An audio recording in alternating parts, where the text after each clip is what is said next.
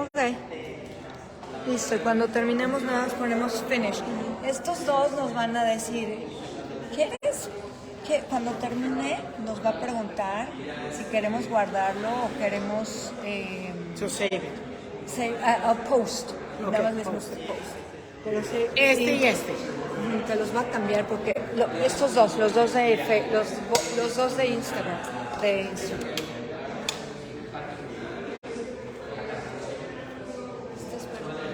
Son los dos de Instagram, son los que hicimos. Pero los que estén ahí.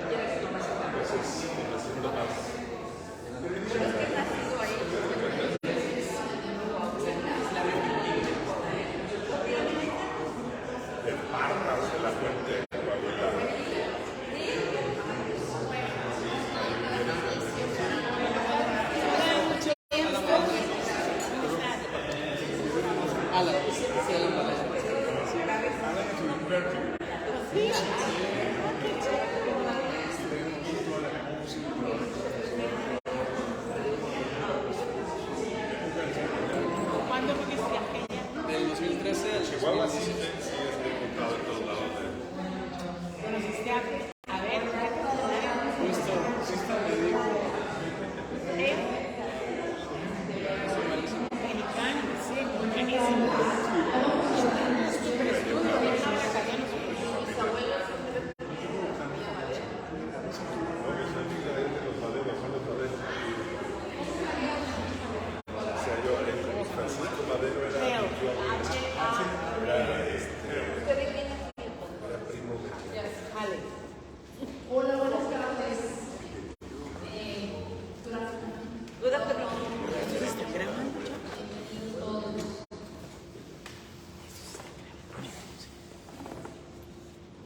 Bueno, buenas tardes a todos.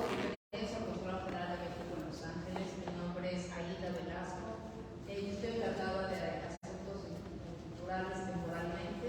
Estoy encargada de asuntos políticos y educativos aquí en el consulado. Yo soy diplomática de carrera y pues tengo el gusto de estar aquí ahora en Los Ángeles. Tengo aquí casi un año y pues me da un gusto compartir este micrófono, este evento con Vange.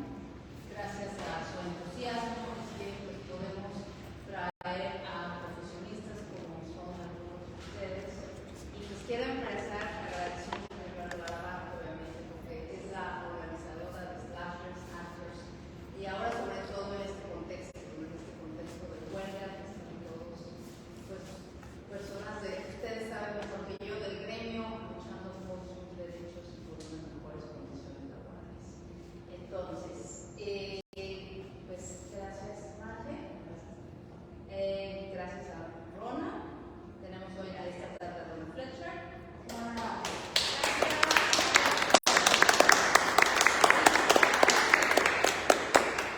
A Kathrin Kana.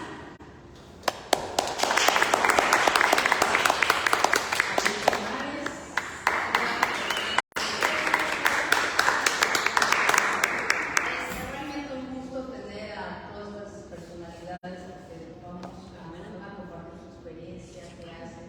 A veces, yo siempre digo, a veces los errores o cuando estás en alguna situación muy complicada, eso también aprendemos, más.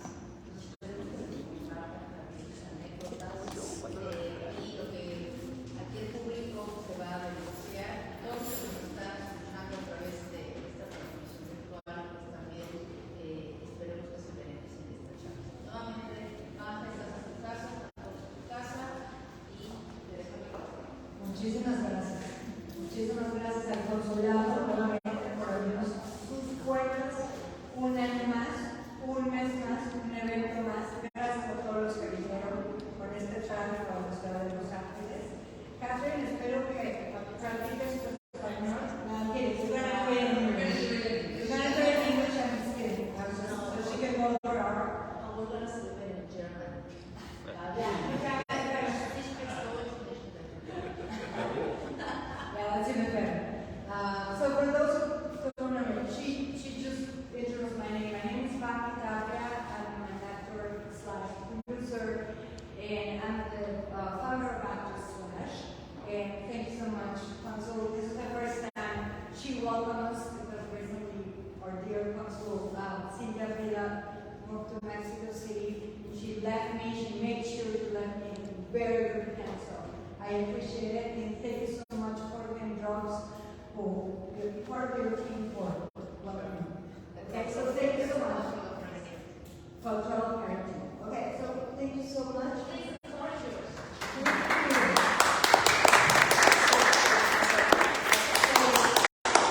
For those who are watching on social media right now, and all the times you came today to support us, I really appreciate it. We have a lot of voiceover talent, like very professional people here in the industry welcoming us. And the ones who couldn't come, I hope you will be able to see this event. I'm very excited to have them because not only I admire them big time, I admire them bits, I also love them as my friends. They're also my friends. I have a great connection with them. Kathrin, she has been in Actor Slash in supporting the events as a guest and as a attendee and everything. So she's always been there. Rona from Mexico. It was very fun, but we have only seen in person once. This was the time we met in person. This is the second, yeah. But we have always been in touch. Yeah, what's happening? Everything good friends as well. Victor, of course, he's como el Lamborghini de todos los goles. The Sesame Seed of all his hosts. And of course, Hernán, who is the man, he's your man. So if you had an opportunity to take a look at their bios, I'm not going to spend much time on that. You guys can see on Actor Slash, the website, or in the screen that I have right there. So I don't want to really spend very much time talking about the situation we actors are going through, or writers, with our deals, the strikes and all that, but definitely we're going to talk about it a little bit. Please guys, share the mic with them. Surprisingly, only 4 of us are from the union. Rona is not, but she lives in Mexico City. But she has the most amazing advantage. She has done big movies, cartoons, and a lot of series. And I wanted her to talk about this because a lot of people think that you have to be part of the union. I do support my union. I'm very proud to be of the union. But let's face it, not everybody is part of the union. And none of us were part of the union when we started. So it is okay to be a non-union actor. As it's great to become a union actor.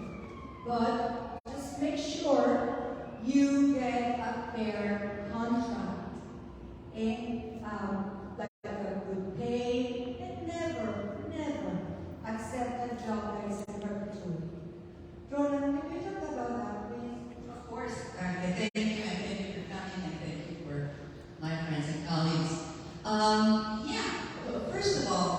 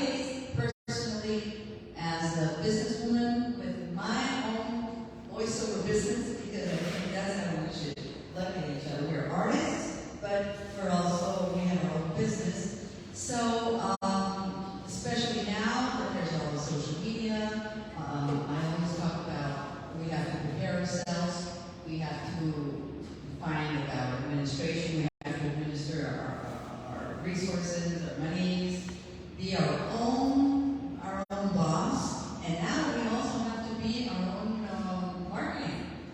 So voiceovers are looked as artists, but also as business people. So And also engineers. We became our own engineers.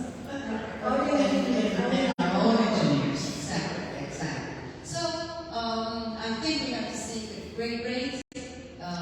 As a business person, I think we have to work on that. If you're union or non-union, and obviously respect what's happening right now.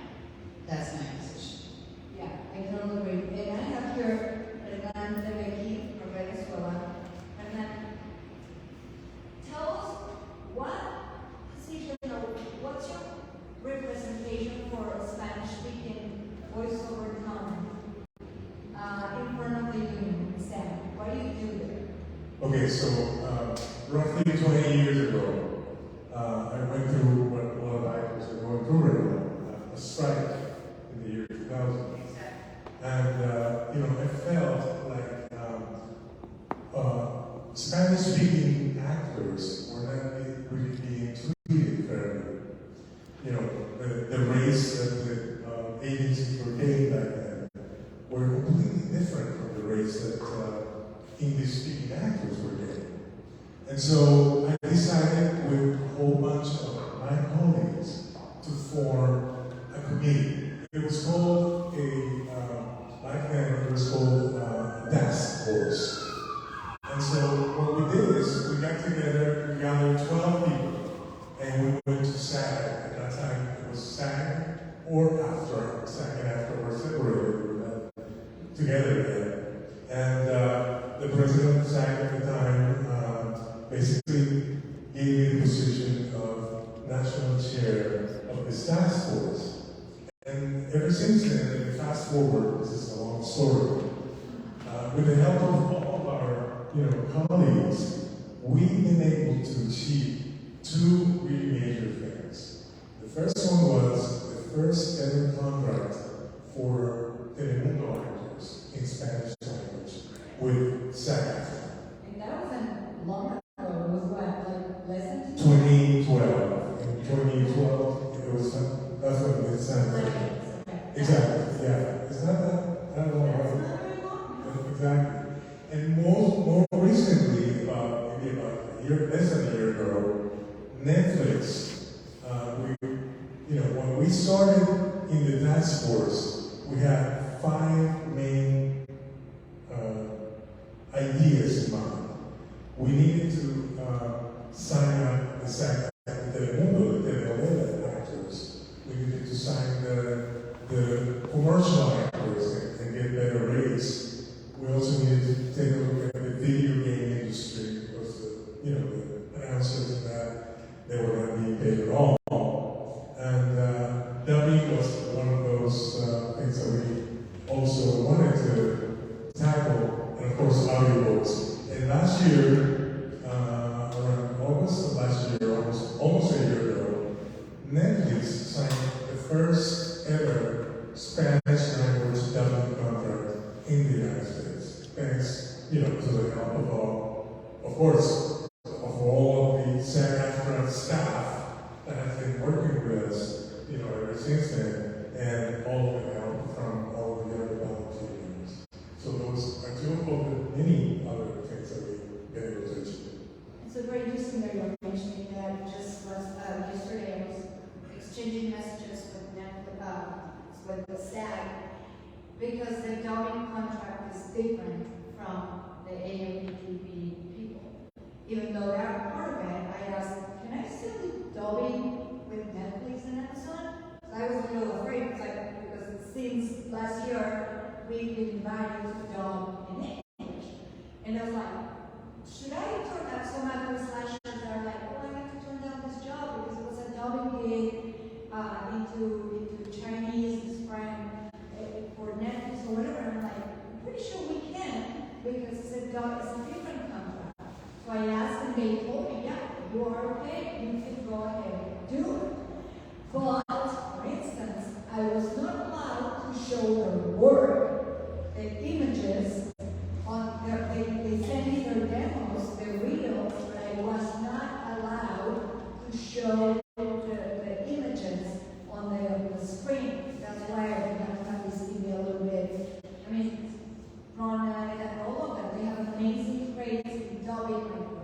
or AFPT people that we did in the past and I was not allowed to show to them in solidarity with our union.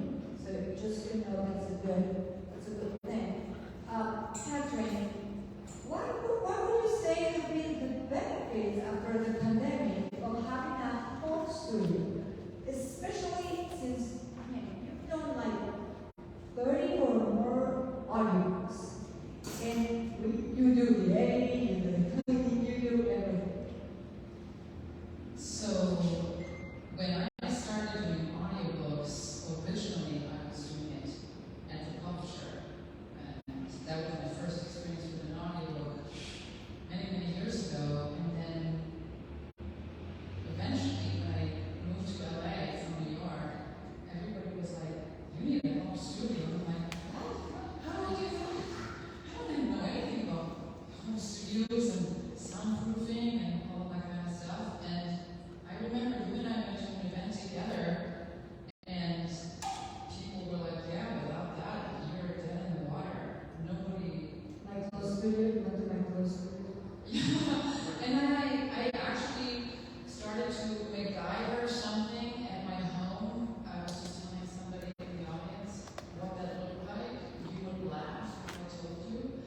Meanwhile, every incarnation, you know, when I had a little bit more money to invest back into my new studio, I would and then speaking of the pandemic, when everything was like, you can go anywhere, nobody goes to studios, you have to have something broadcast quality at your home, I said, OMG, what am I going to do? So I did some research. There's some Facebook groups out there, how to, who's building and all that kind of stuff. Because a lot of people say, I can't afford a, whatever company professional booth or whatever other company professional booth because they're in the thousands of dollars. So for some people, that's too much to invest right out of the gate. So I did some research and I actually built my own booth. I'm talking 24 by 48 inch frames, and then I ordered some GIQ acoustic panels and I put them in there, and I, wrapped fabric around and stapled on that and hung it on the wall because I'm in a rental and I didn't want to have something permanently installed, etc. So I was really surprisingly well equipped to then do work from home. Not to mention the construction site next door to my building, which was very, very disruptive, but that has fortunately stopped. But still, the quality of work that I was able to produce out of that self-built booth was pretty incredible. According to even people who are, tech people, who I say, who said, send me a sample, we want to hear it. And so that was the incarnation of many, many different booths. And now I'm lucky to be the owner of a professional booth. So it's like a step up every single way. So that's how everybody does whatever industry they're in. Yeah, all of you have your own studio. I still have my clothes studio, just live in my closet. Really, it has made the news a couple of times ago. Really, with your clothes and all that, sometimes we record in our own car. But Victor, you are right now working on a documentary. You're going to be traveling to Mexico to continue the documentary. And it covers a little bit of what we're talking about right now. You want to tell us about it? Yeah, basically what I'm trying to do is tell a story, and humanize the whole process of dubbing. A lot of people know a lot of dubbing actors because they became celebrities thanks to social media.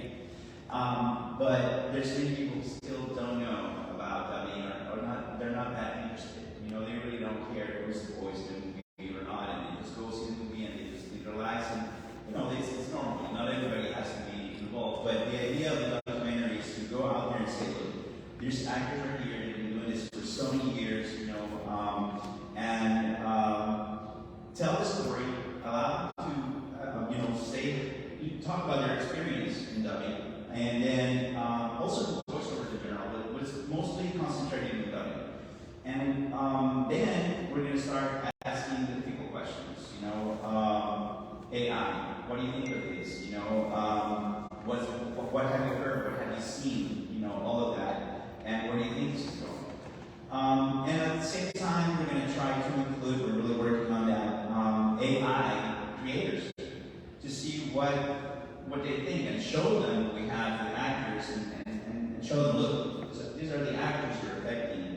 What do you think? What's the balance, you know, between what you made and these people who have been doing this for so many years? And there's also a lot of people going to voiceover dubbing schools who want to do this, and that's their dream. And you're actually taking this dream away from them. I don't want to talk a lot about what's going to happen in the documentary because, but there's the idea is to make everybody aware of what's happening, and to also find a heart in you know all these creators of AI. So, tell people who's watching, whoever is here, what are the benefits of AI? Because, for instance, we were talking about the Top Gun, Right. where he created a voice of Killer with his own voice. Of course, it was made fairly. He had a really good one, and it was his own voice. Is that mine? Sure. Don't tell them mine. But also, I mean, what would you say are the benefits and the pros and cons? I think there's more constant pros in the minds of the creators for actors. Yes, that was wonderful in the movie, and I'm sure that's going to happen again at some point. And when we talk about AI with camera actors, there's things you can do that are great. You can make it look younger. You can have someone who maybe there's a sequel or whatever, and the next movie, you know, where the actor died and then just bring it back to life. Of course, it's got to be in order. They have to pay the family, you know. Right, exactly. So all of that, and there's a need for laws and regulations. It can't be just the contracts. So we need to get the government, not just the government in the U.S., but around the world, all the governments have to get involved. So, again, benefits. So, Right, benefits. what would you all guys, what would you tell our audience of those people, the people who want to start in this industry or the non-unions, how can they support this movement, these actors like SAG? Because, I mean, just like Fran Dresser, she said, the industry is evolving, everything is becoming mainstream, everything is moving super fast to the next level, and then of course everybody's adapting, and all the AMPTP studios, they all are easily moving forward with the same technology, but they do not want to adjust the contracts, right? So that's one of the big deals. Why is this happening? How can they support the non-union, like Rona said, she's non-union, but she makes sure that the contracts and the payments that she receives are based on the SAG contract. Obviously, as I mentioned, never accept anything in perpetuity. What would be the advice that you will give a non-union person who wants to start to support this movement? I mean, right now it started in the U.S., but it's something that is really needed in Mexico, and some organizations are doing it right now, and it needs to be done all over the world. What would be the advice, what else can we do? What else can be done? Okay, the industry as we know it has been, what is it, 90 years, the film industry, more or less. It's been a platform, a worldwide platform of talent. Talent in the U.S. Can only be appreciated by the money that they produce. If the talent is not appreciated with money, there's no movies, and there's nothing that people can go see to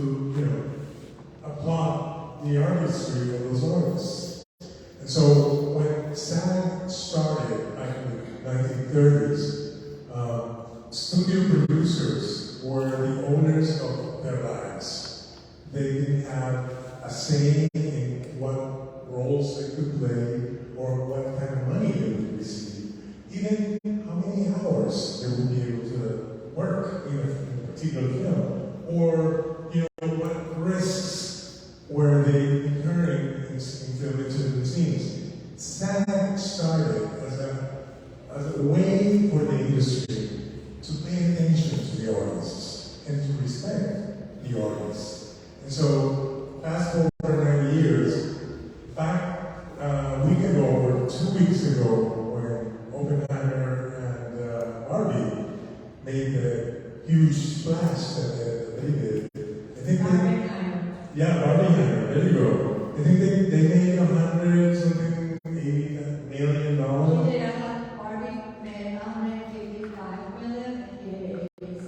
Exactly. Because they both messed up. Right. Who paid that money? Who paid that money? We all did. Some people are not actors, but they pay the money to see the actors, and they recognize this wonderful work with their families and payments. And so, right now we're in the middle of a strike. It's not a good time for actors to go work because we need to support our union. But the fact that 2 weeks ago, 2 movies made almost $200 million makes you think about the industry as a whole. This would not have been possible if it wasn't for SAG-AFTRA and for the industry to work the way it works. And so the next time you go to the movies and you pay your ticket and you have a good time, you're paying that actor, that writer, that producer that made you have a great time. And so that would be the best way to support. I want to ask you that. The one thing actors don't want to see is the name of the character, and the name of the actor, and then the credits. The name of the character and the name of the company that generated the character. That's we don't want to see that. And that's the reason why this strike is happening, because the studios do see that happening, and it's not okay. And we're trying to avoid that pretty much.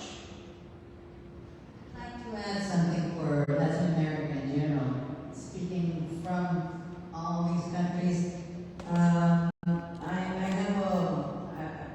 an associate with a platform called Creative with the Brain, which we dedicate our time. It's an online platform that's been going on for like 14 years, and in England and then the United States, and then my work has been to take it all over Latin America. Tell us the name. Creative with the Brain. From the brain, and ready from the brain.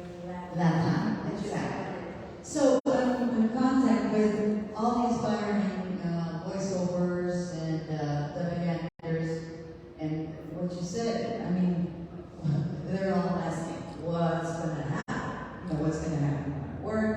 Are we going to be able to survive these next years? Are we going to have a job? Or should we go put a pizza restaurant or tacos or something? So what we are pushing is, in our position, is basically to understand that artificial intelligence, has to be paid for. It's a technology that is used, it's being used, and we all use it. All of us have used artificial intelligence. We have our GPS, and we do it all the time. But for the actors specifically, or voiceovers, etc., be paid for the usage of our voice, which is intricate to our person. But of course, laws have to go with these, and laws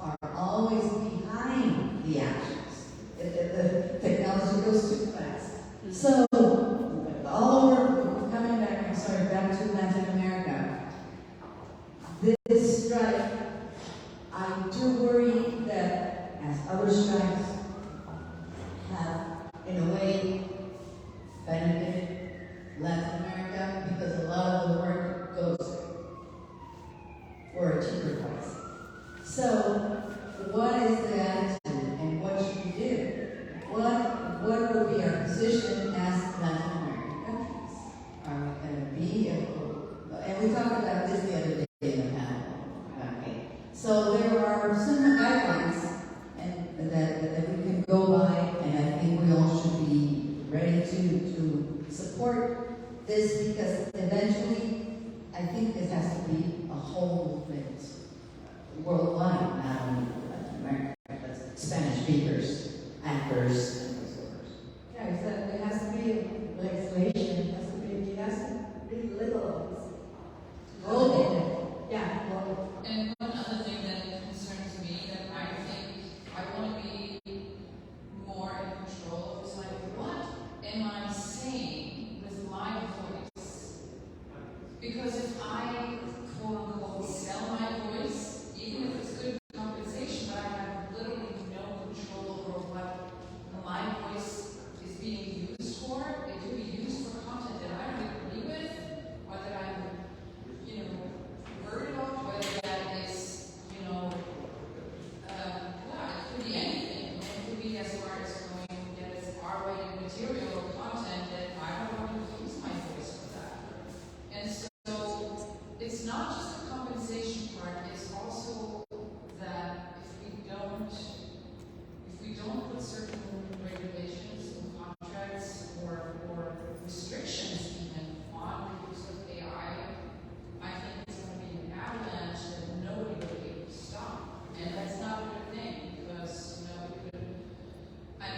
yes, in our case, as actors and voiceover artists, we don't want to be, out of a job. Why would we? We've been studying for many, many years. This is what we do. This is our passion. And so I've heard many times people saying, like, you know what? I can hear every time I hear even, an AI narrated clip or reel on social media, I can't stand it. It sounds so fake. Some of them sound better, but that's not even the point. It's like we need to be very aware of what is okay and what is not okay. And I want to be in control of my instrument as an artist, and therefore I want to be in control of what my likeness, my voice, etc. is being used for. And if we don't, put our foot down now, it's going to be too late. And I'm not the only one saying that. It's super obvious. yeah, we were talking about it the other day, like right now, they are hiring 3 actors to film to dub a whole movie, right? And then there's 3 people characters because they can manipulate the voice and they just transform it into something else. And so we have to be very aware of that. And also in our personal life, I was mentioning to you that I had a friend. She's cooking and doing the dishes, looking through the backyard, the back window. She sees her 12-year-old daughter, or 9-year-old daughter, and her twin daughter keeping an eye on the sister while surfing the internet on her cell phone. And then, I don't know how the teen played or whatever, but the mom received the phone call, and she's like, I have your daughter. She's kidnapped. In her personal life, she's kidnapped, I have her, and she's like, see her, she's right in front of me. And I can give you proof. And you want to talk to her? Sure. I can talk to my daughter. And the daughter is surely screaming, and it's the voice of the daughter. And she's like, right here. So, long story short, yeah, watch out what your kids are doing. You as an adult, be careful of what you do, what you record, everything. You were giving me a good idea. Like maybe start thinking of creating passwords, keywords with your family, because this is not only going to attack our industry, voiceover talent, also our personal lives. Banks, no banks of voice. Yeah, like right now, your good dear friend, I don't want to say his name because he's going to be embarrassed. He previously was given an email saying urgent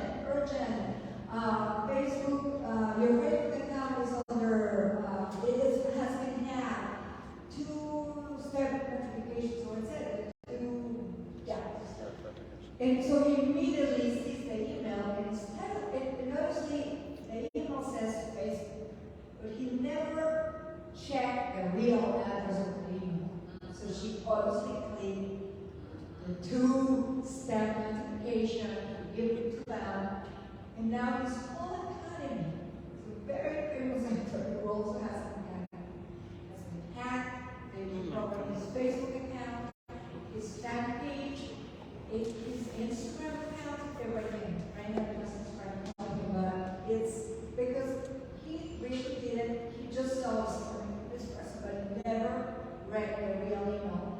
Another way to do it is just put the cursor on the arrow on top of the link they want you to click and see what shows on the bottom left. So you can see this from or not. It doesn't say Facebook. And he got hacked. So we're a little clear on what can you guys do and not to support our industry. And the non-actors never try to get a fair pay. Because if you guys accept something that is very not really well paid, then everything that SAG is doing and ANDA is doing, or whatever organizations are not going to happen with force. So, what would be the point to come here and scream like, yeah, here's for free, and then the other half.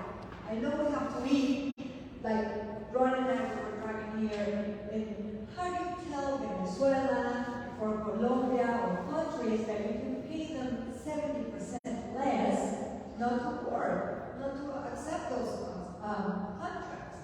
So at least don't sign anything in perpetuity and have an ending on each contract, like for 3 years or 1 year, or have royalties or have what we call residuals. Protect yourself, protect everybody around. I want to add something to that. Those talents who they audition for text-to-speech and they want to accept those jobs, you have to make sure that you're getting paid a lot of money, number one, and number two, that the contract specifies what it's for, that it doesn't go, it's not going to go anywhere else, and that they're not going to sell your voice. Now, there's an idea that a lot of actors have in mind now, which is owning their own digital voice. Like on their website, have programs that, just pretty much own their own text-to-speech voice. Instead of selling it to another company, have it on their website, and then you can offer both your services in person, and then if they just want to use your text-to-speech voice, they can do that, but you make the money. You don't sell your voice to the big companies, and then they make money. So that's another idea. It's like Siri, Alexa, mine I have Google. Hey Google, turn your music up. You can choose the voice. It could be a British voice. It could be I want Denzel Washington to be the voice. So watch out with that. What were you guys listening to? I just wanted to give a shout out to NAPA.org, NAPA.org. That's an organization. They actually created, I want to say, a rider to the voiceover contract that you may have, where you can specifically say that whoever the company is that you're doing a voiceover for, that you don't give them permission to sell your voice or clone your voice or use it for AI, and you add that to the existing contract that you have. And I think it's a great step in the right direction, because when we have things in writing, it's legally binding. And if it's legally binding, then if they end up doing it, you can sue them. So then, not that we want to sue people, but we want to protect ourselves.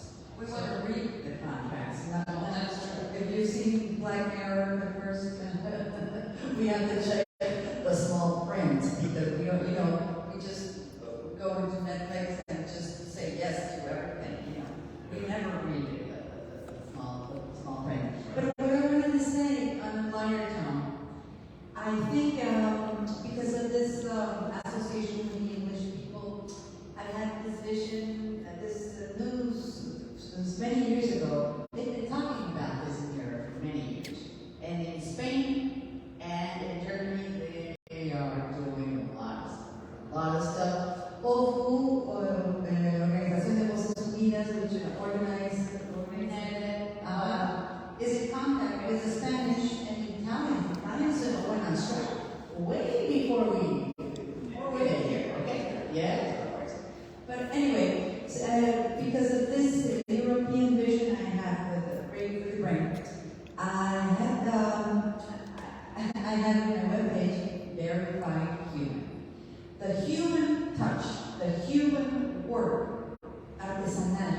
to say this?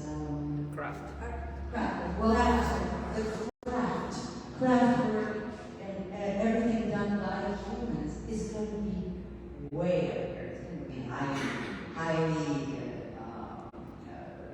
paid and also valued.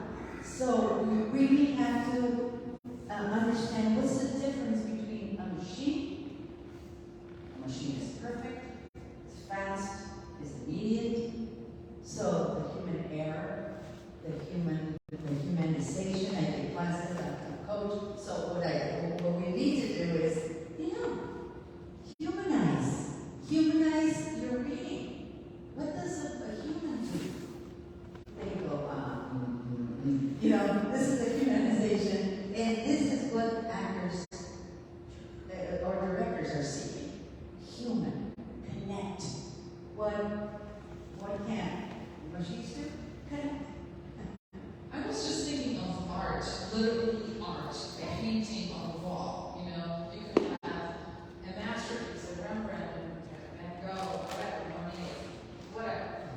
And they're worth a lot of money because they have been, revered for however long, because they are masterpieces. And if you see a replica, there's something missing. It's good. It's almost precisely just looking like it, but it's not the same. And so it's almost a good comparison to say, the human voice is the masterpiece. Why? Because we have human experiences, we have traumas, we have, heartaches, we have hard joys, we have life experiences that span over many, many decades. And AI doesn't. You can't fake that. It's not possible. It's close, but they don't have a soul, and that's the same that I think is very important to recognize. Somebody said something that I think makes a lot of sense. Somebody compared it to sewing machines. They said when they were invented, this tailor people working in the fashion industry, we're going to disappear. The difference is AI learns, and it's learning every day.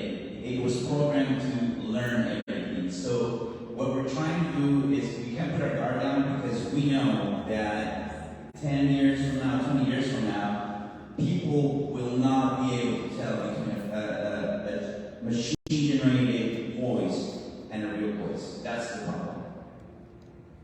Yeah, it's scary, but it's also good. I'm an optimist. I'm a really optimist, because there's no way. There's a study that was made a few decades ago about the human voice, and I got a glimpse of this thing. It's kind of a long thing, but in essence, it tells the story that the human voice is like una huella dactilar. How do you say this? Una huella dactilar. Like a fingerprint. The tone of my voice, when it's scanned through this particular apparatus, has a number.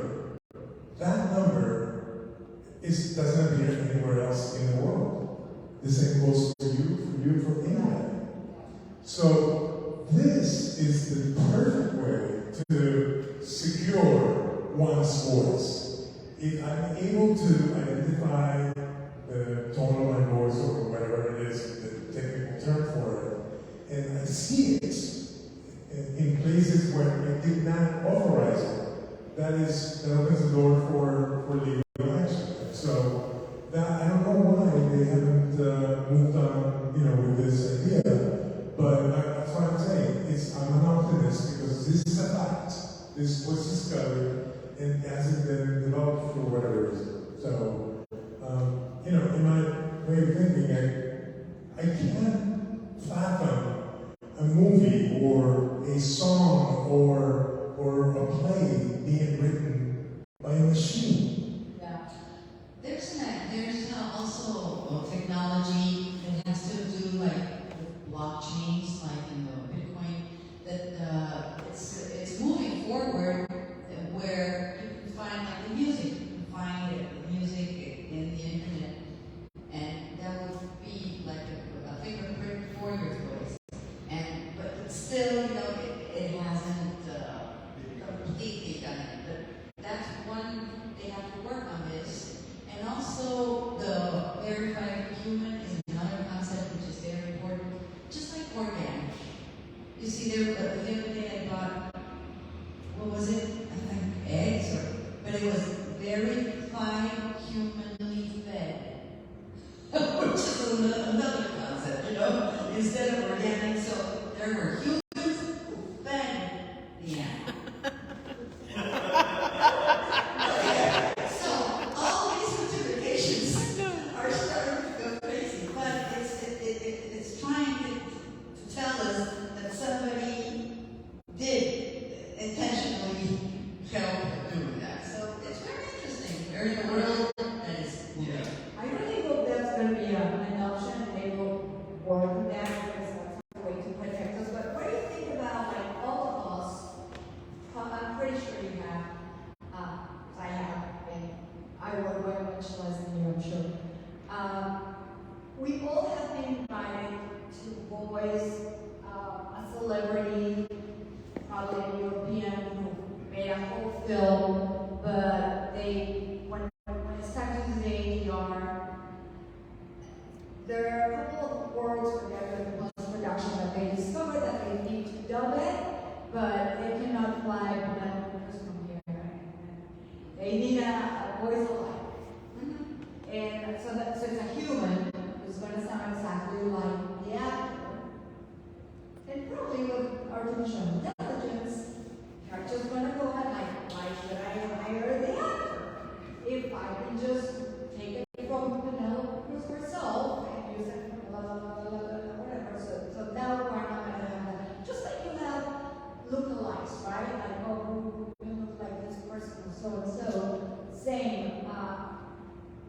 That will be a great solution to protect ourselves. But Well, getting images is being sued because of this. yeah.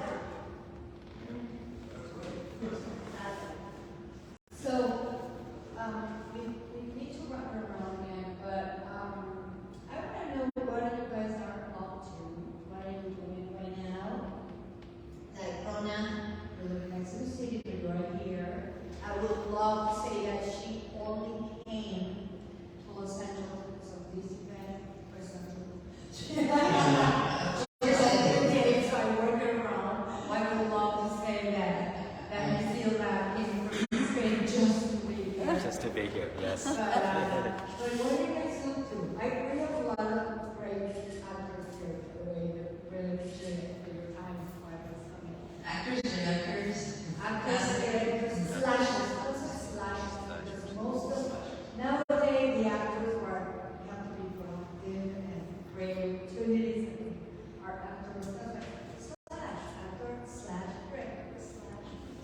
So what are you talking right now? What did you come to Los Angeles this spring? honestly, well, I do a couple of jobs. I do work in the general market, in the Hispanic market here in the United States. But I also have family, and my husband does work for the United States, so we come and go. We go back and forth. And people can take classes and learn from you, right? You do a lot of tutorials. Yeah, everything is online. It's not because of the pandemic. This is a platform that was created online 14 years ago, and now we expanded 6 years ago to Latin America. And my work has been to turn everything to Spanish and we give mentorings every week. We have free mentorings, we have webinars, and trying to educate not only the newbies, like they call them, which I don't believe that's the correct word, just the people who want to start on this, but also people who've been in the business 5, 10 years, and also voiceovers who've been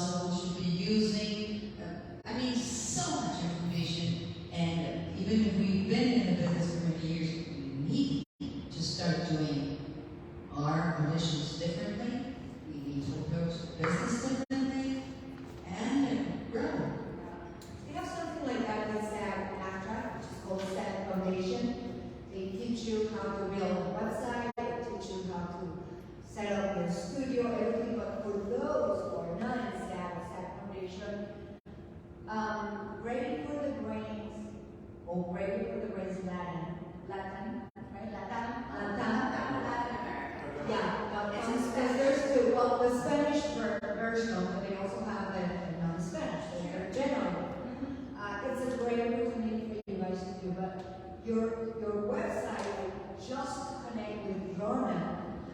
Rona. It's RonaFletcher.com? Exactly. RonaFletcher.com. Yes, that's what you are. How are you? La superlocutora. Yeah, let's not forget. What are you up to? What am I up to? As I said earlier, I just upgraded to a better booth, so that means I have even more incentive to do more content and not just do voiceover work, but I'm also interested, being a director, to create my own stuff, and I think that's always at any artist's heart, to create whatever their stories are. And I think the one big thing I think that the pandemic has taught us is to not underestimate the power of what we can learn online, what we can teach online, how we connect to our community. There is, another group for audio narrators, Narrator Alliance, that has a once a month get together on Zoom where we split into groups, and it's a very wonderful support group for narrators, because guess what? If you're somebody who spends a lot of time in your booth, you can feel like the walls are caving in sometimes, and you need human contact. And when that contact is not possible in the physical world, at least we can do it in the virtual world. And I have to say, I have so many ideas of what I want to do. I'm not even going to start, because it would be a very long night. But no, I say exactly. But what I'm saying is, like, I feel like there is so many opportunities out there. There is, like you were saying, I'm an optimist. I've always been an optimist. So go out there and do it. Yeah. Do you mentor? Do you do mentoring as well? Do you teach anything? Or I know what you teach. I know if you are yogi, if you are into meditations. It's not a just person like does it lightly. I mean, she goes to schools and Oh, I've been teaching yoga for over 15 years, and I've been a holistic body worker for even longer. And that's my balance, that's my sanity, that's my mental health strength, and I've been teaching in so many different places, in rehabilitation centers and senior centers, and I work with children, I still do work with children. And there are things, obviously, that will combine the artist dilemma, if you want to call it that, or the artist experience, teaching tools to artists from my other world. So it's coming. cute. Victor, so we know you're doing your documentary Right. sadness. What else am I doing? I'm also sound engineer, recording at a studio in Burbank, the Foley artist with sound effects. I've been doing that for a while now, and I did it before many years ago. They called me again, and I'm back. I do voiceovers too. Every now and then, I just did a commercial, everything fine, and I also produce, and I've been directing dubbing in English dubbing. The thing is, I want to talk about optimism. It's very good to have optimism. I'm also an optimist, and I really think we're going to get somewhere with this, and especially with the legislations and everything. I'm very realistic. Sometimes I come across as being negative, but the reality is that, in my experience, I got in trouble for my excessive optimism. So I think we need to use our optimism, but also act, because we're talking about what's happening right now with the voices, the actors. Things being done with 3 actors and replacing the voices happening. So we really need to, try to find a balance and find the laws that can protect us. Now, as far as what I'm doing, I'm creating this documentary, but I'm also going to start working a lot with YouTube channels and create a lot of content from the media. Where can you be found? Where's your website? All that is right now starting, so I'll be telling you later. Because I advertised right there, there was Victor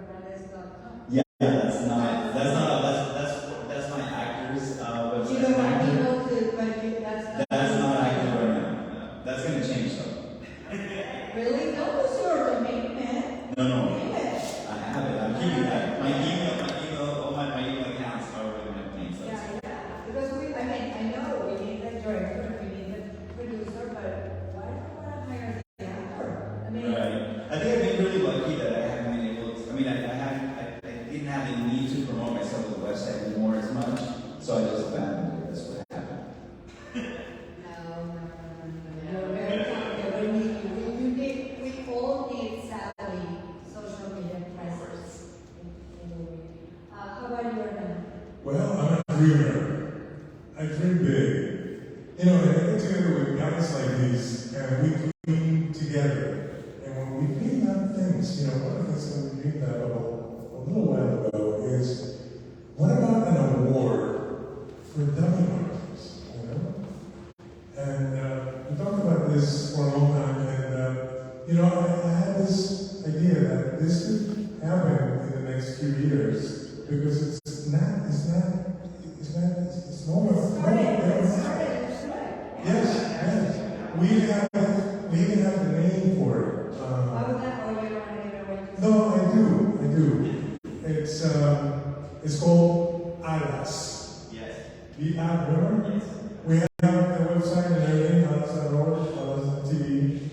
And this is the first time in the United States that could happen because Netflix just signed this contract to do dubbing in the United States with SAG-AFTRA actors from the United States in Spanish. So this could happen. So my dream is to be able to, you know, have a ceremony and a award show and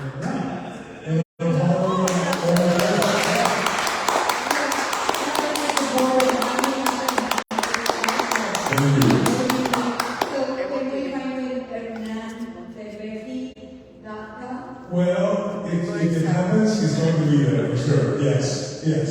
It's going to be through SAG-AFTRA. We have to do it through SAG-AFTRA. And, you know, God only knows, it's not easy to work with SAG-AFTRA. You know, it took us almost 2 decades to sign all these 2 contracts. I'm hoping that's going to happen with this idea because it's happening right now.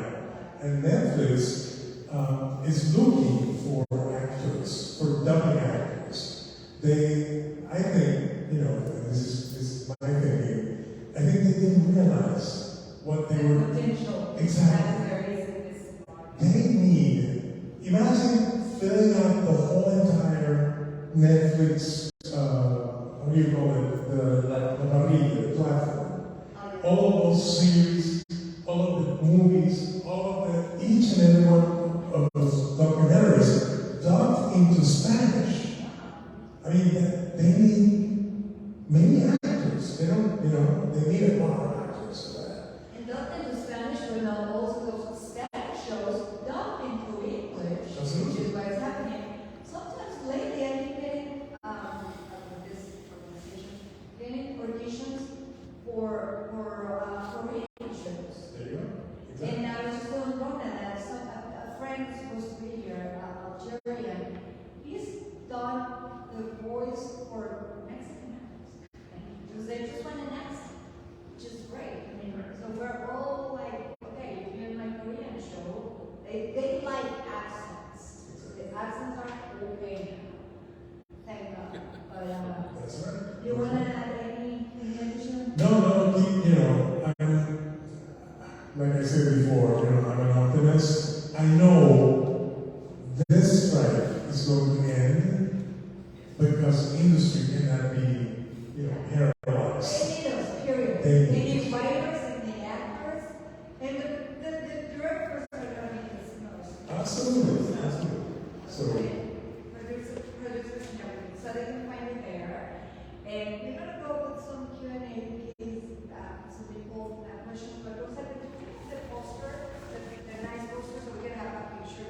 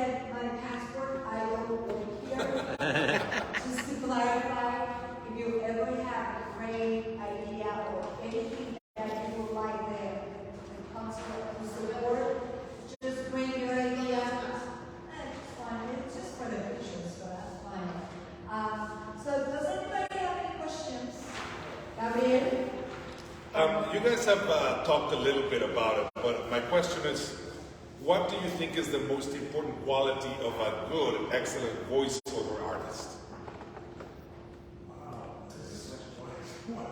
So many times we're being told it's not enough to have a pretty voice. Again, maybe somebody likes this type of voice and somebody else likes a different type of voice. So there's a lot of, I want to say, it's like taste, right? You like this kind of food, you like that kind of food. And especially if you listen to a lot of audiobooks or podcasts, you may notice, oh gosh, I don't like that person's voice. I can't listen to this. I gotta shut it off because it's kind of like making me uncomfortable, whatever. So it's not the quality of the voice per se that is making one a good voice artist. You also need to be a good actor because you're telling a story. It's about emotions and it's like super, it's boring. But if I bring my life experience in it, if I understand how to really connect the words, whatever the words are, could be a commercial, right? It doesn't matter. Or a self-help. If I don't sound like I am passionate about it or invested in it or I have experience in it or anything like that, you're going to say to me, oh my God, that was so boring. That was boring. I didn't connect to it. I couldn't make sense of what you were saying, etc., etc., etc. So, especially in the audio world, if it's fiction particularly, where you oftentimes have various characters that have to be distinguished by different voices, not just pitch, but also speed or intonation or things like that. That's where your actor training or one's actor training really come into place. That's a great answer. Also, we are bilingual, right? So we work in English and Spanish. She does it in German. She does it in English. So find the intonation of each country, right? I mean, that's actually like I'm married to an American, and I spoke English my whole life, but I do have an accent. He never corrects me. I always call him Justin. And then when I try to work on my accent, I was like, no, it's not Justin. It's Justin. You don't live on Fox Kids. You live in Fox Kids. And so I have to correct those things. And then I learned that I wasn't looking to lose my accent. I embrace my accent. My accent is my power. I was looking to find the intonation of the market that I wanted to record with, so they can understand me. And now it's okay. They like my voice. Sometimes they never can guess where I'm from, but they can understand me. So I guess to be able to understand, and not that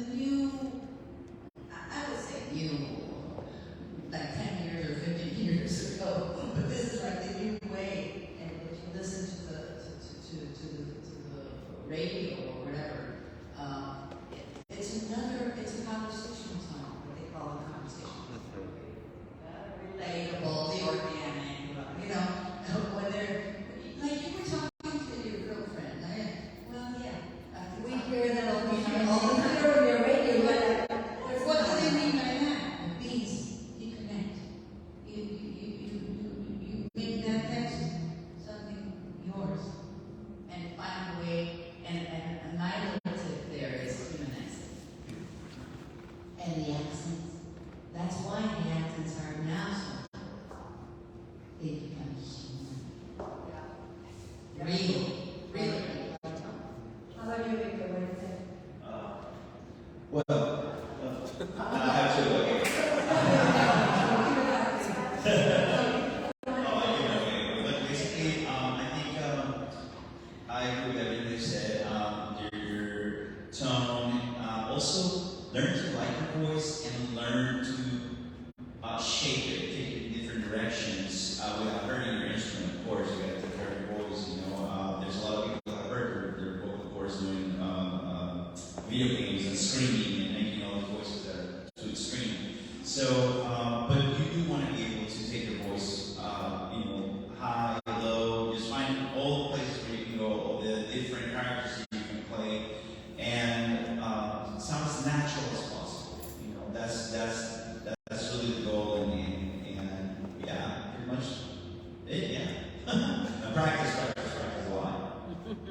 How do you practice? I mean, like reading every day? How Yeah, you have to be. Yeah, well, I can give you an example. One time I had someone come in my studio, and I was in a booth recording something, and then they thought I was doing the job, and they came out, they asked me, "What are you doing?"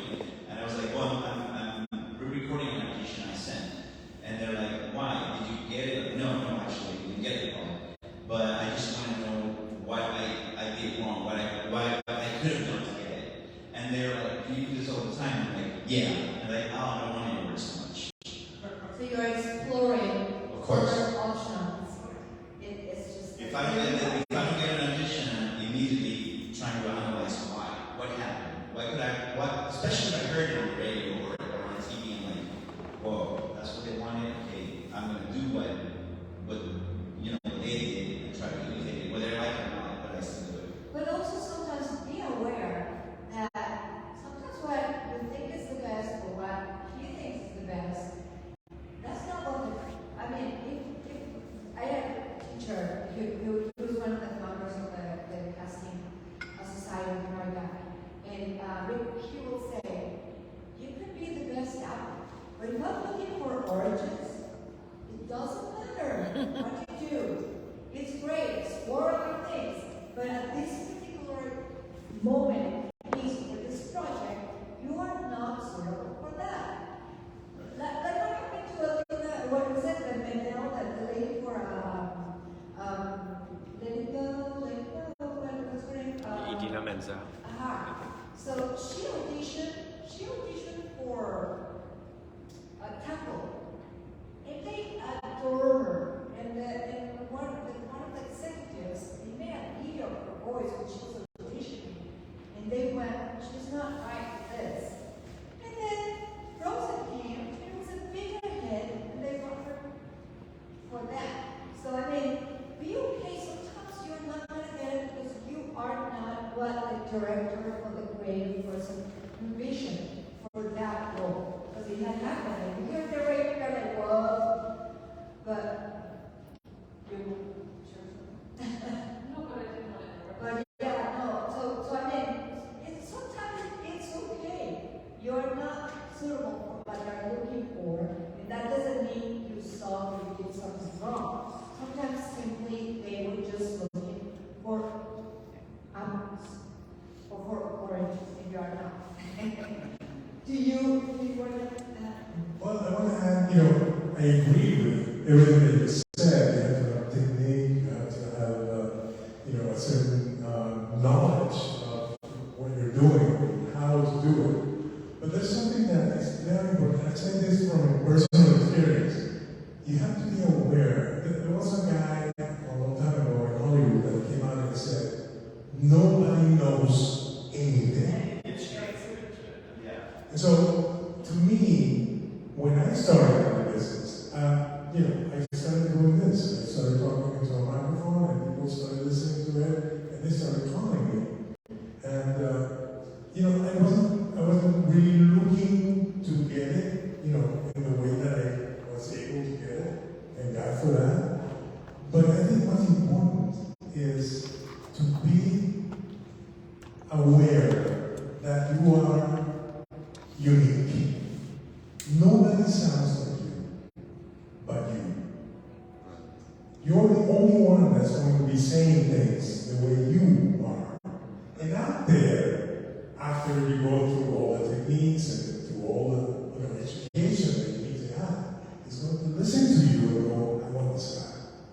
for whatever reason.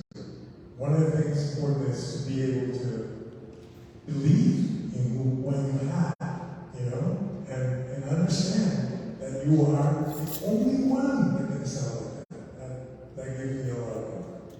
Now, if you're English, if you have the opportunity to look up his website, how many promos and movie trailers have you done? Like, Well, promos and movie trailers, let's put it this way. I've done over 500 individual movie titles. And you know, amazing. I thank God for that. And depending on the market or the show, will slightly change the tone or the intonation, but it's him. It's hard. You recognize him.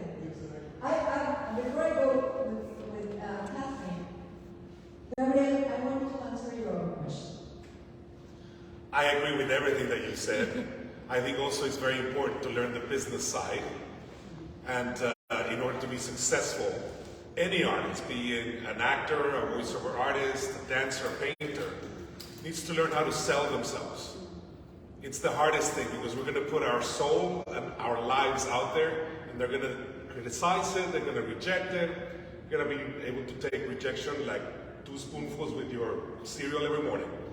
And it's very important for an actor, for a voiceover artist, to keep swinging, to keep going, to keep learning, to keep connecting, to keep stretching my instrument, to keep all of that to be able to be successful. Kathrin, you wanted to say something? I just wanted to tell a little anecdote about my experience with voiceovers, because we were saying, you know, you never know what the client wants. You know, you could get audition for something, and it happened to be that I was auditioning or supposed to audition for a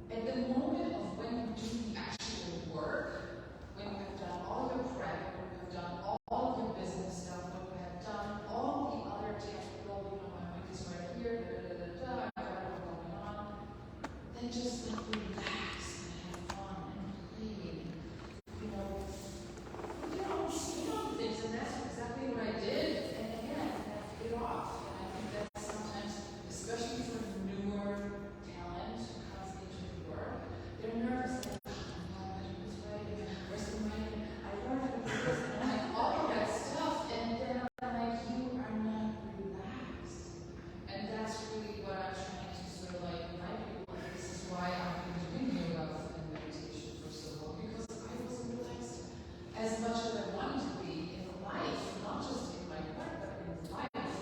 And that's what shows up as the artist. Your life is your art and vice versa. You know, very funny. I was a couple of years ago. I was doing this animation gig, and we were, I would say, 7 different actors. And one of them was Italian. Everything was in English, and they wanted different accents and everything.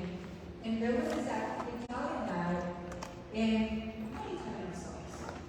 Probably some like Italian or Mexican with Italian accent, Spanish with an Italian accent. But he understood everything. And I just decided, like, I'm not going to lose any opportunity to practice my Italian with him. So I was just telling the student that the director walks in, he hears talking, and so my name is Evangelina, right? or Evangelina in Spanish. And sometimes I treat people, like, so if I want to go for something in French, I go Vange, or Evangeline. Italian, Evangelina, just go like it. And so the guy couldn't understand it. When I'm talking to anyone who's not Spanish speaking, even for Spanish speakers, Evangelina or Vange is hard. They're like, where on earth did you get that name from? Vange. So anyway, I did, and I'm like, this guy's never going to pronounce my name. So I say, Evangelina. And because I was just talking to this guy, he had me read with in English with the Italian accent. I could do that. And I did it, it came out beautiful. I was the voice of a boy. And I'm very good with voices better than girl voices because my voice is a little funny. So I did my scenes, and then put it together. We were going to come back and continue. Had lunch, had a break, come back, and during lunch he asked me, where are you from? This is the second time it happens to me, exactly the same thing, but on camera. So what really you are from?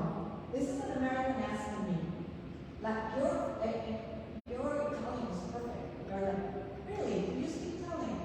No. Right? So what really you are from?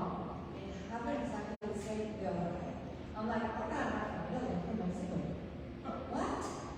He made me repeat all my sins and roll my ass and speak como una Mexican with the idea of how Mexican should be speaking English in the dominant English of Britain. Yeah, totally lost me. So whatever you feel you could do, go for it. And just stick to it until you sign up for the contract and get better because this guy's like, but they did it to me also on camera. And same thing, where are you from? I'm from Mexico City. Oh my God, changed the prompts and they almost put everything like how much flour. Like crazy. So yeah. So perception is, but just as she said, don't be Joey from Friends and don't say you speak something that you told. Right. Does anybody else have another question? I have something very quick to do with you guys. So are you guys actors?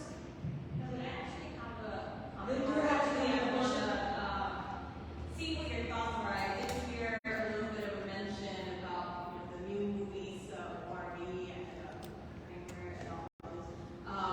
What are your thoughts on, as actors, as directors, filmmakers, these thoughts come to mind, about how The Sound of Freedom has mind blown with 134 million over in box office, and it's gone beyond Mission Impossible, No Hard Feelings, and so on. So as actors, filmmakers, producers, what are your thoughts? Have you guys seen it yet? No. Gosh, I have. Have you? Man, the way it opens and the way it ends, I was just like, and pay it forward. I will do it. Yeah, we have to be very cool. Who has seen it here? You have. I do have something to say about that. If you have seen seen it, please don't. Are there going to be spoilers? And just not spoilers. Spoilers? No. Spoiler. No, I'm not spoiling anything. I'm not spoiling anything. Okay, no spoilers. I find it's a very interesting question because I've been doing quite a bit of watching interviews with Tim Barrett and Jim Caviezel and the filmmakers about the film, so I know more about that film than I know about Barbie or Oppenheimer. And their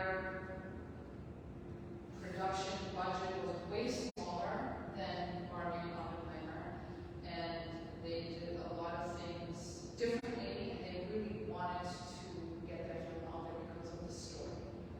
And as an actor, I'm, especially interested because I was growing up in Europe. I grew up in Europe, and therefore, film noir, French films, Italian movies, and German movies, and yes, also American movies. There's a very big difference in the storytelling coming from a non-American, non-mainstream film background, if you want to call it that. So, to me, if the story is touching me, and if the story is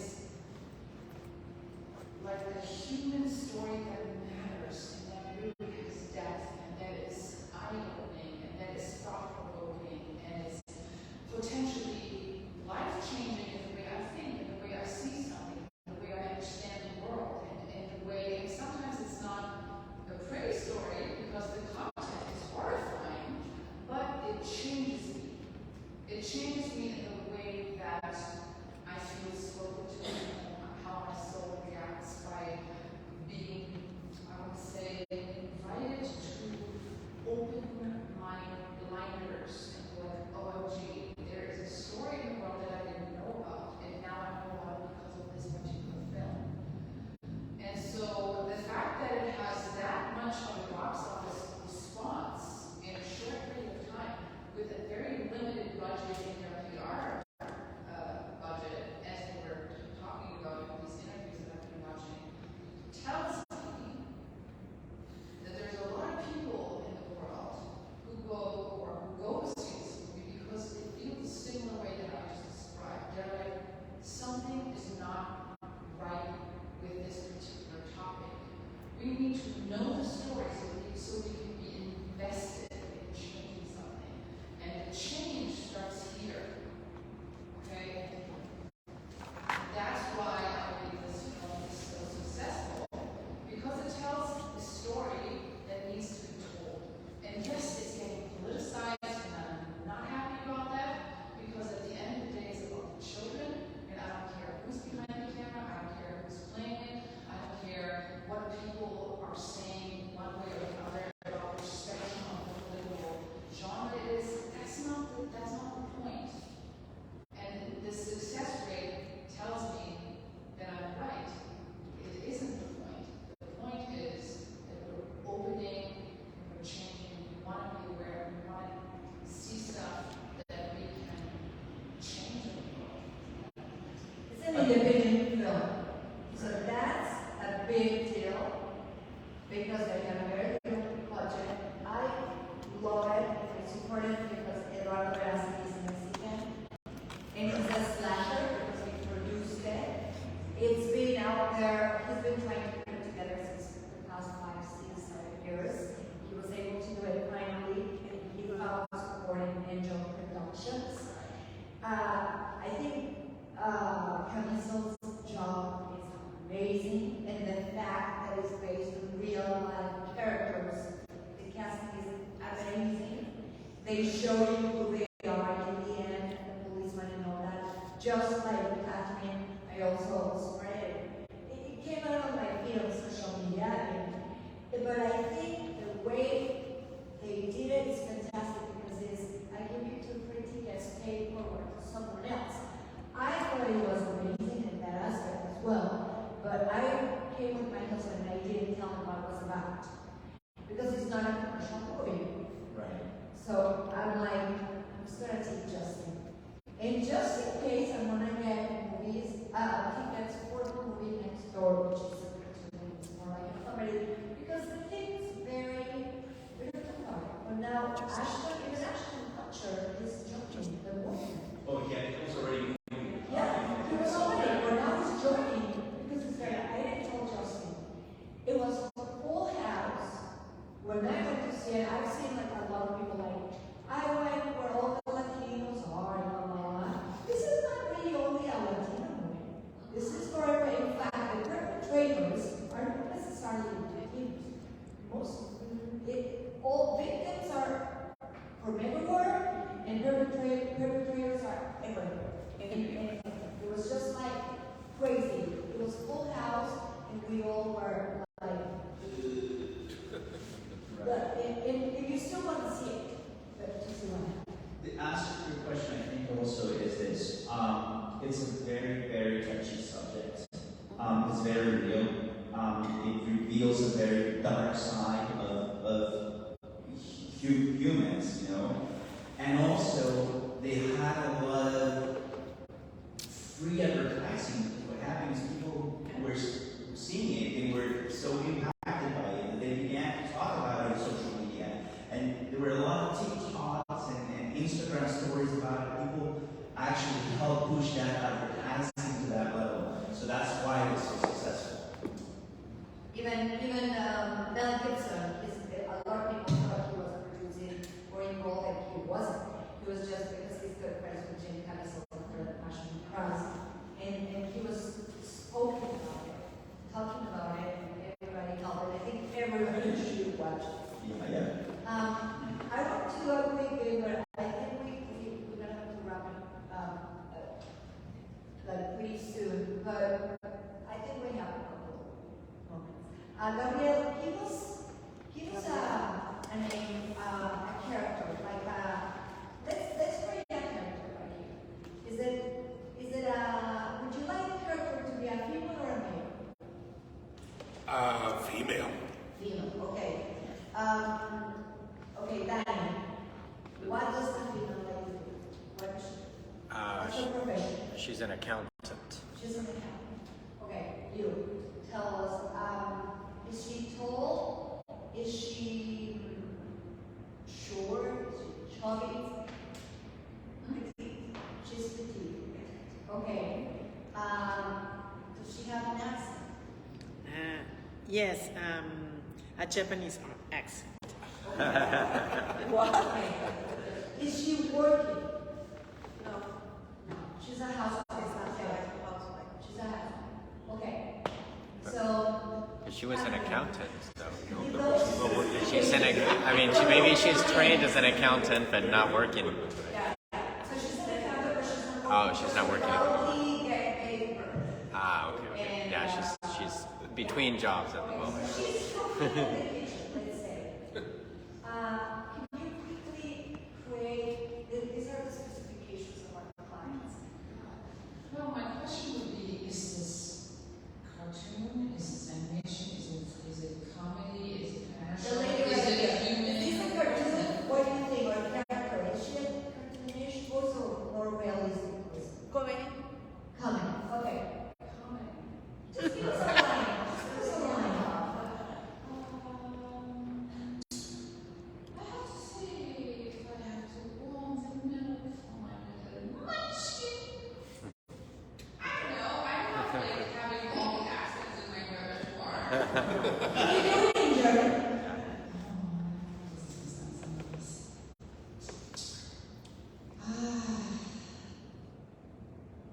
This is comedy. Hold on a second. I'm like, now you're asking me to write also. Okay, so let's Give it a line, you know? I'm an actor. I don't write. I'm Okay, reciting. you're gonna be a writer. Give us a line. The lady in blue. Give us a line. Any line that you will say in the kitchen. The lady in blue, yeah.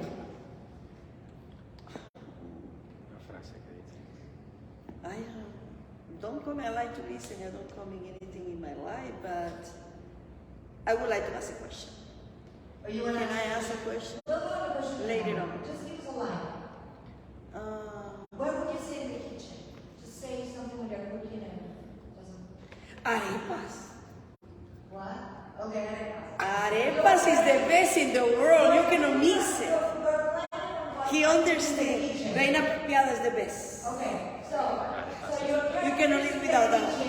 She's gonna make arepas, which is some sort of like corn cakes. Sorry.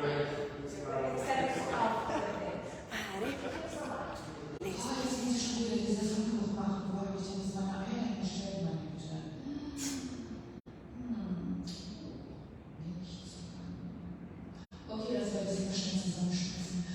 Okay, Pfannkuchen mit Apfelmus.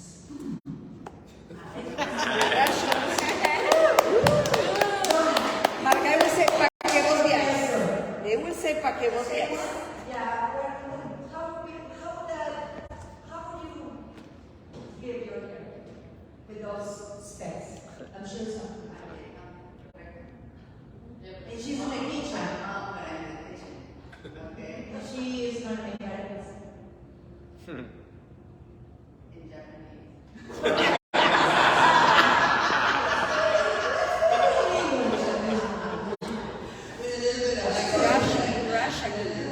Vamos a hacer arepas ahora, vamos a hacer porque es muy importante estar haciendo arepas. 5 por 4, 32, porque hay que ponerle 5 kilos de harina a las arepas, porque soy una accountant, ¿no?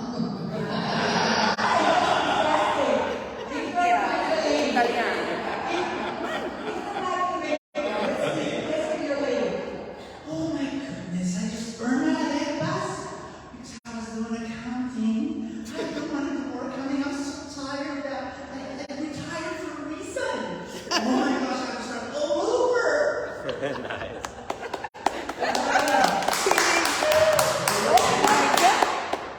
Okay, this is Have to make it nice. this deep voice. You have to make it nice. She goes, Yamaha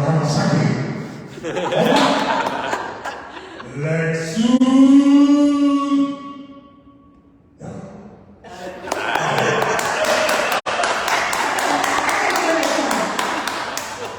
I will go. I want to eat arepa. She's short. Oh my God, I'm so tired. I hope it's not gonna wake up anyone. Okay, but I'm so hungry. I want some arepas. Arepas. Okay. How do you make this?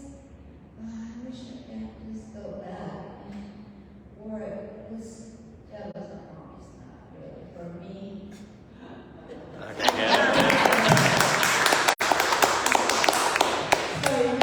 You got a question? Yes, I would like to know, in case you have a voice and a good voice, how you can protect legal way any document that nobody can use your talent.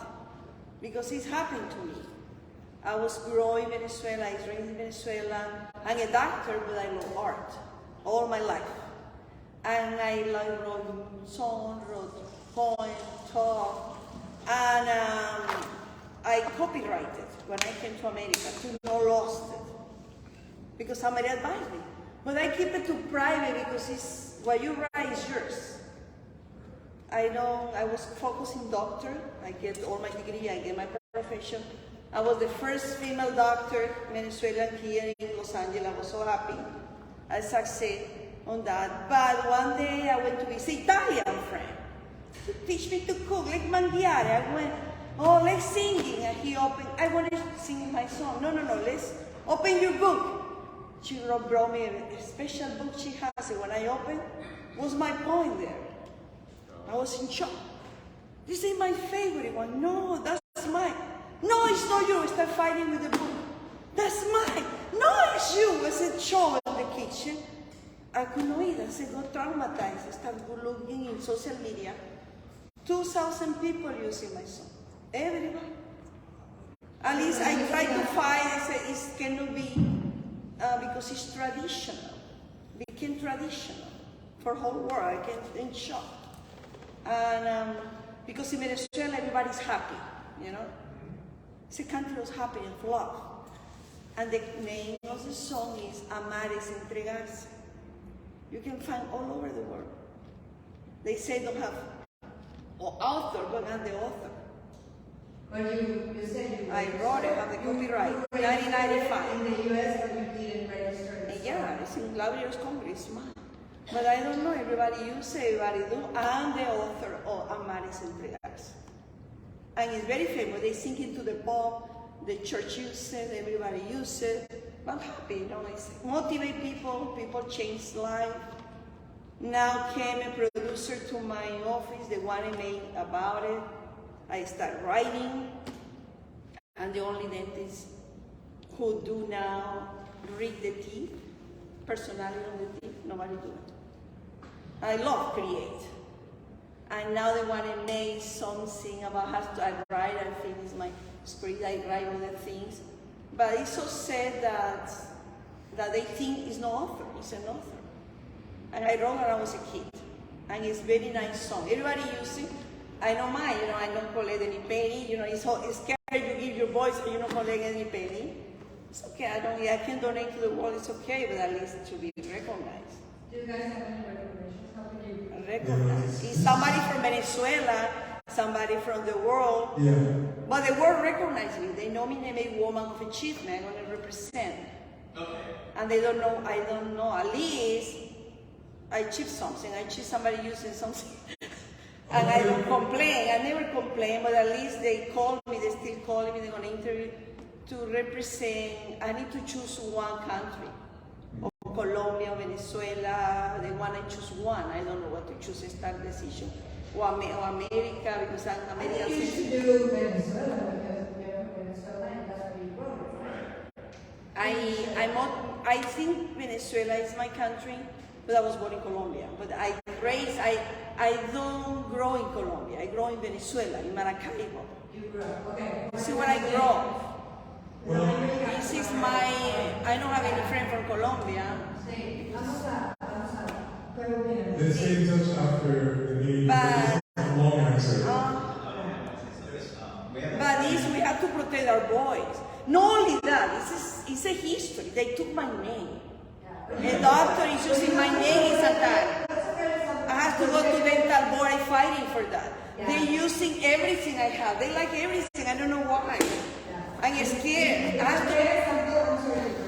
It's a great example to do it at the moment. This. At the moment when it's happening. Not later on. Like, everything you write, everything you do. Yeah, how you protect. We have a friend, his name is Andres Aguilar, I don't know if you guys remember him. His grandfather wrote this song that is used in Mexico, and it's one of the most recorded songs in Mexico, and I think it's also in the US now. That's Mañanitas. And his grandfather got a penny for them. So that's because he never really cared about registering. And everybody knows he wrote the song. So yeah, once it comes to public domain, it's hard to try to gain it back. Well, guys, we have to wrap it up. It's not public domain, I have the copyright. I don't know what they put on public domain. I don't know who. No, they translate, they do everything with the song anyway. Okay, yeah. So let's talk about that after. I don't know. I really want to thank you guys for being here. I really appreciate it. Thank you so much. Thank you.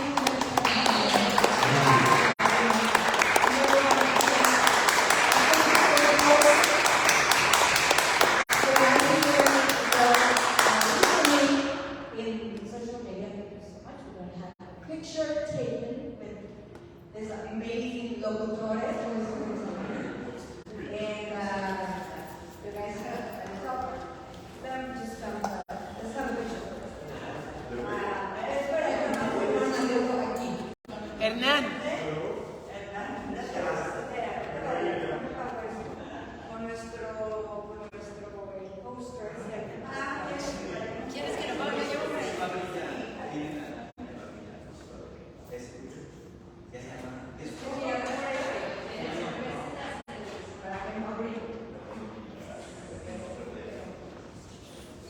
Oh, take a picture.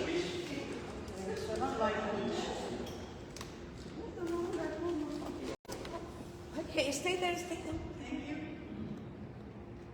Do the history to remember. Yeah, put happy, put in action. Yes!